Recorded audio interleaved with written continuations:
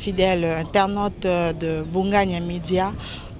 Tozali awa na 8e rue et sika oyo wapi tozali ko assister na réunion oyo ya Asbel Fachi Béton, ezali chapeauté par le président Léonard Kassanda oyo azali na mikili ya poto na ngunga oyo Conjura Kibiso et tout à la katikati na sika oyo na réunion oyo ezali ko se dérouler awa pona koyoka ba close oyo ezali ko salama na katikati na sika oyo pona bonheur ya parti et puis a préparatif ya journée ya le 24 oyo eko lekana ensemble na président de la République na stade de Martyr tozali awa kaka na but ya ko informer bino. Ouais, pour informer bino bon on a dans les images ndenge nini ndeko na biso Jonathan Bongania ako zela bino ba image yango ndenge nini bandeko bazali kolobela ndenge nini bazali ko prendre ba clause ndenge nini bazali ko ba décision ba dispositif ndenge nini makambo e ko lekanila boko yoka moko na moko pe oyo toko meka ko interviewer to yoka ba pesa ba point de vue na bango réunion et se découlé but nango ezalaki nini bango ne bakozala na ba plus ample explication ou définitive au bino bokoyoka na minoko na bango. Voilà, on est ensemble, on reste scotché et branché sur Bongania Media. Nous attendons la suite de Kolabiso Bongania Jonathan à côté na caméra naie et siko wapi bandeko bazwami pona ko sala reportage oyo ensemble avec vous suivant et continuons à suivre cette image dans Bongania Media. Restez branchés. Merci beaucoup. Na biso ya Fachi Béton association ezalaki ebele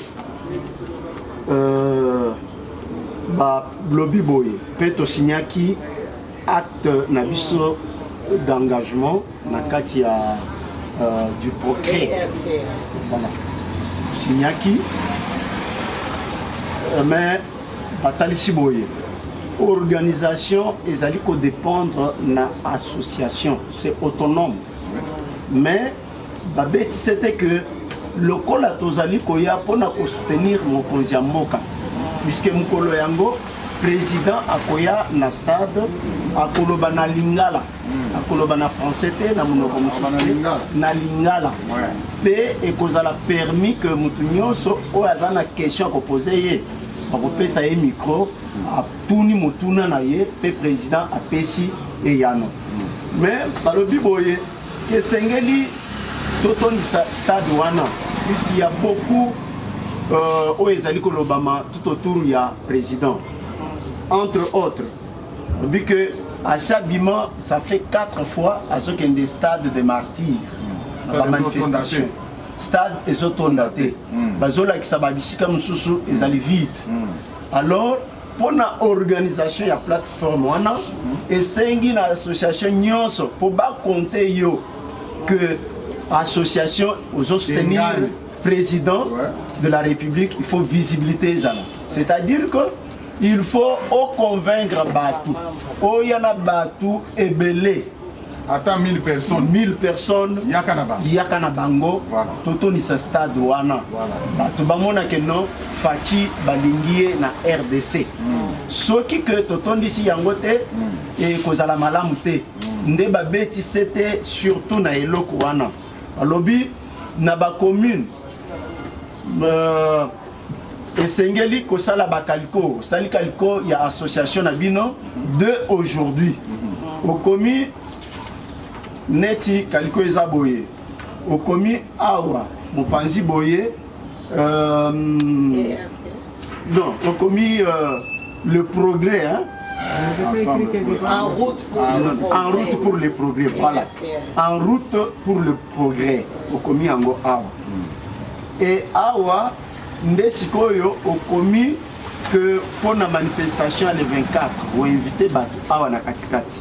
Mopanzi Awa, au commis Sikoyo, association Nabino, par exemple, Fachi Béton, au commis Awa. Mais na Katikati Awa, au commis pour la date, il y a le 24 na stade des martyrs. Alors, on dit que Bakaliko, Togokende Nango, bakofongola stade à partir à 5 heures.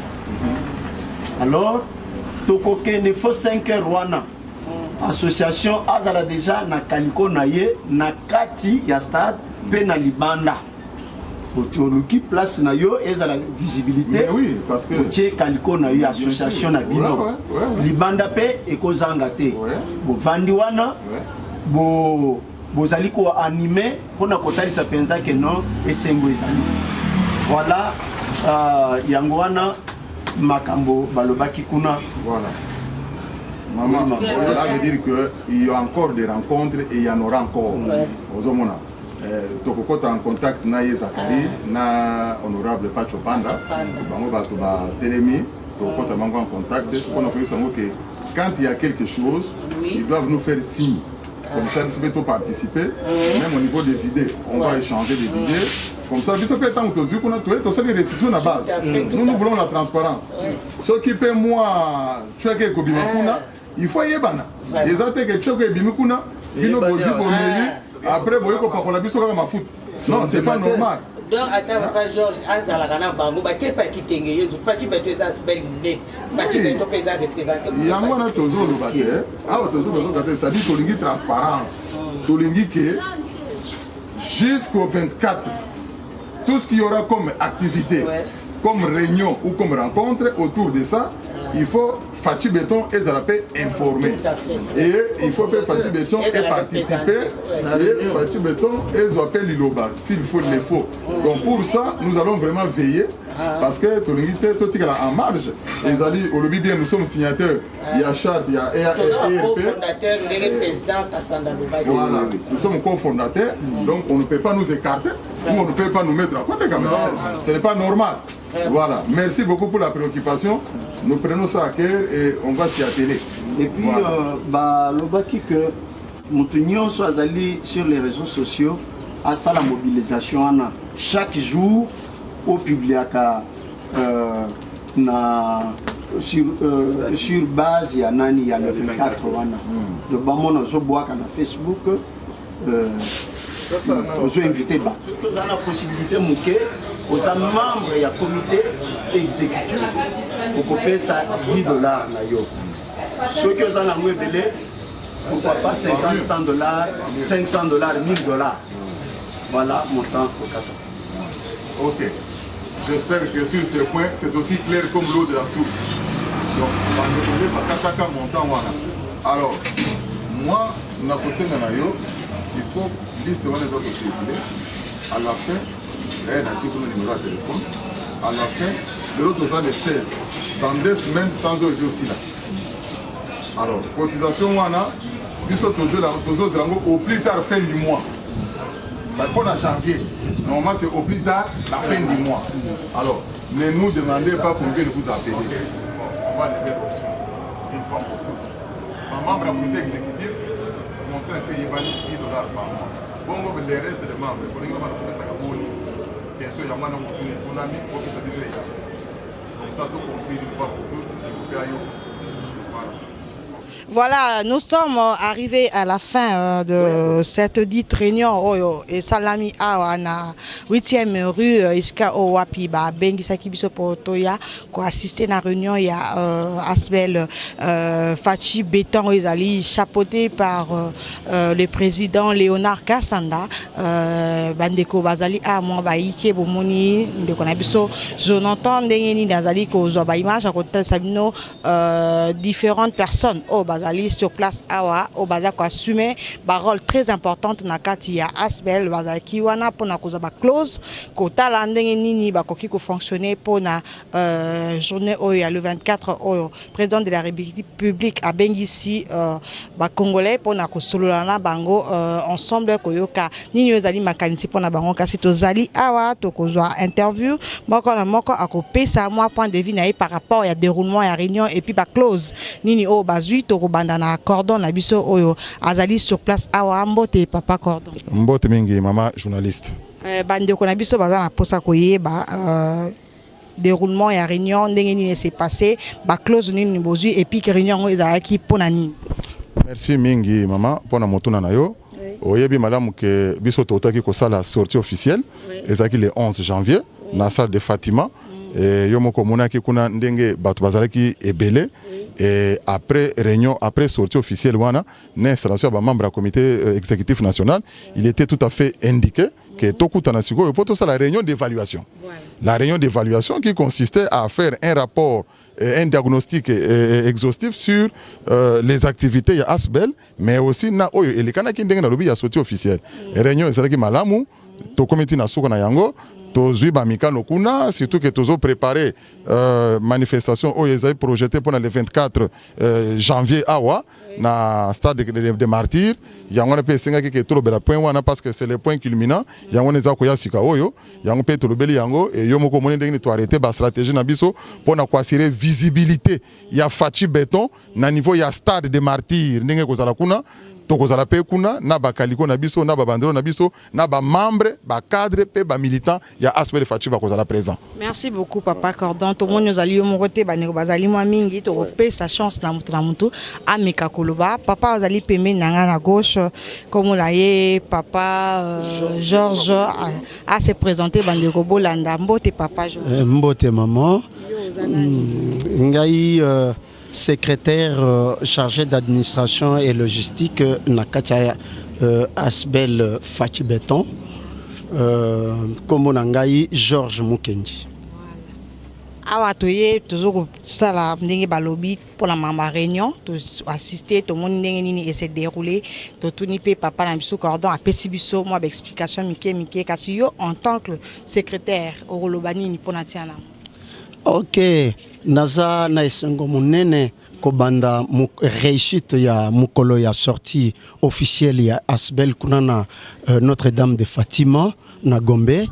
En tout cas na emarka kinga makasi komona kobotama ya ASBEL Fachi Béton pour la toute première fois sorti nango. Donc lenge bato bayaki bango moko ba pesi mutu mbongo te ba futeli mutu transporter mais na volonté et dévouement ya mutu yemoko pour na kotalisa bolingo ya chef de l'État qui est tout soutenir le président de la République Félix Antoine Tshisekedi Tshilombo nde bato wana bautaki bipai na bipai bamisusu bauti kingasani musika misusu bauti ngaliema misusu bauti monga fula bipai na bipai.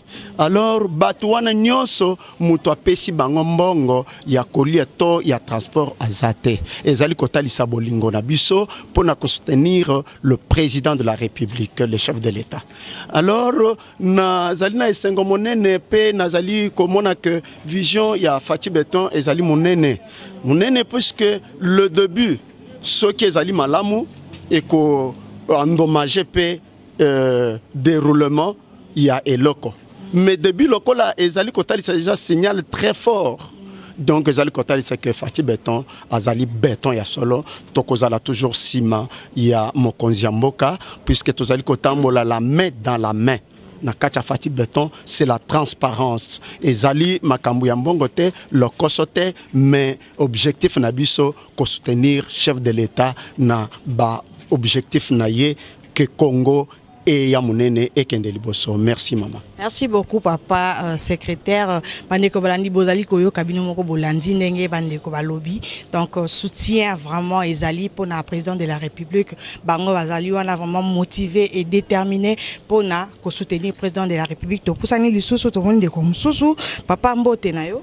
Oui mbote maman journaliste. Awa ozali nani na kati ya ASBEL o. Nazali secrétaire national chargé de relations extérieures. Voilà, yo chargé de relations extérieures par rapport à la réunion au Lobini. Par rapport à réunion les Kani Malamu, comme c'était une réunion, il y a évaluation, il y a sortie officielle au Salaki le 11 et réunion ana les Kani Malamu au Sali le lot, au Zupe, moi ma décision pour na préparatif yanini il y a le 24 donc on a lancé un cas de belé baya pour na mukolana le 24 baya et belé ba solo là vraiment bazala en face phare à la chef de l'État ba solo là. Voilà, merci bandeko tokomi na suka ya émission na biso en tout cas to moni mama mususu azali awaye azali présidente ya Ligue des femmes toujours na kati ya ASBEL Fachi Béton to pesa epe moi maloba mike ameka koloba na on pona tina na yango. Mbote ndeko nga mama Bernadette Kongolo naza kokamba Ligue des femmes ya Fachi Beton naza na esengo mingi pona vision oyo ya Fachi Beton tokotaki na réunion eleki malamu bandeko basi balobi sikoyo biso baleza na kana biso ba mama baleza na biso na kana biso ba mama tozwi mokano ya kosaproprier vision wana tosaproprier vision wana tokani to étendre yango sur toute l'étendue de la ville. Donc tozwi mokano ya mama nyonso na chaque coin oyo ya kutami avant sa vision wana et puis toza ko inviter ba mama nyonso en marge ya ko soutenir vision ya président na biso Léonard Kasanda vision na ya Fachi Beton toza ko inviter bango baya ebele ba adhérer et puis tokende biso nyonso tokende ko soutenir mokonzi ya mboka soutien zalaka bisika tovandi te tokenda ko soutenir ye meeting oyo akosala le 24 na stade.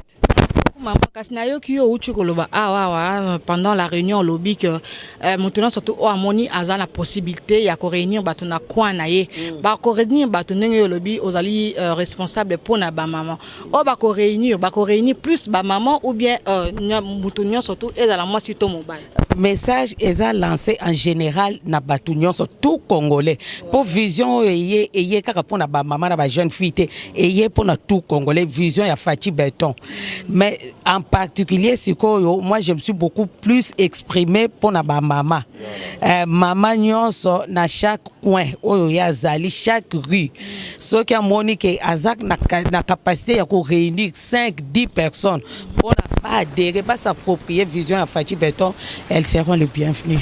Merci beaucoup bandeko balandi boyoki bandeko na biso ndenge nini balobi maman a pesi explication o ezali clair et pesi clair a lobi vraiment clair à expliquer donc vision Fachi Beton ezali nango na particularité te ezali pona congolais nyon surtout oyo azali ozala diaspora ezala ozala na kati ya mboka oyo osepeli ko soutenir président de la République na kati ya aspect oyo plateforme oyo Fachi Beton oye osadere na yo en tout cas librement okosala na yo musala na yo et puis ekozala kaka pona kotombola lokumu ya mboka na biso tozali lisusu na mama mususu tokopesa ye maloba mama mbote na yo mbote mama journaliste mama yo kombo mama nani kombo angeza mama Ani Mukaji na kati ya Asbel Fachi Beton oza nani ngai naza na sima ya papa Georges secrétaire na biso chargé à logistique et administrative naza adjointe na ye.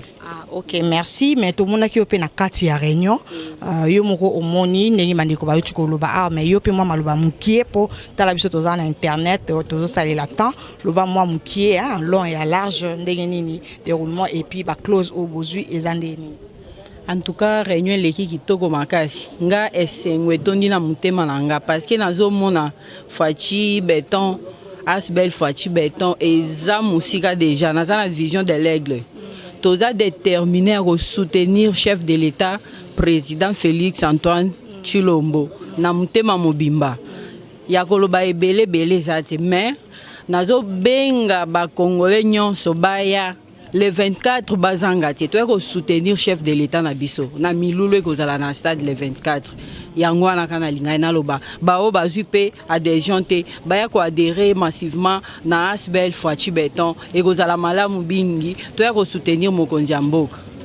Merci beaucoup bandeko balandi bino moko bomoni to kompenza na suka ya émission ndenge nini bandeko balobeli pona tina Asbel na bango Fachi Beton vraiment ezaki plaisir mingi pona biso to saluer en particulier le président Léonard Kasanda bisika oapi azwami na mikili ya poto chapeau na ye coup de chapeau papa yo moko kotala na bilili okomona ndenge nini réunion et s'est déroulé nango kitoko tozui ba close ya bien et puis tozali sûr que non les 24 ans et qu'on a vraiment réussite.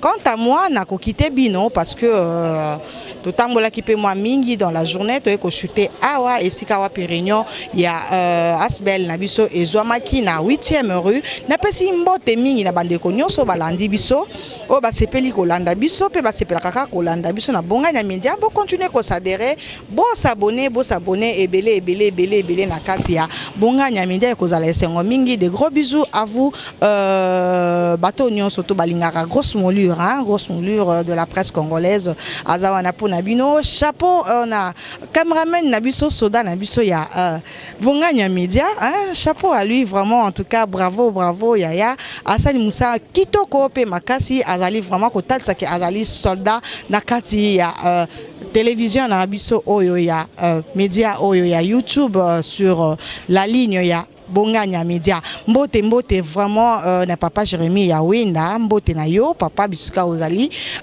coach chapeau na makamno so malamu zo sala po na sikope kuna mbote na papa Apollinaire Lonke na Bongania. Mobali ya maman na biso Mati. Pas gros bisous na bino libota mobimba ya Bongania Media, bisous au revoir.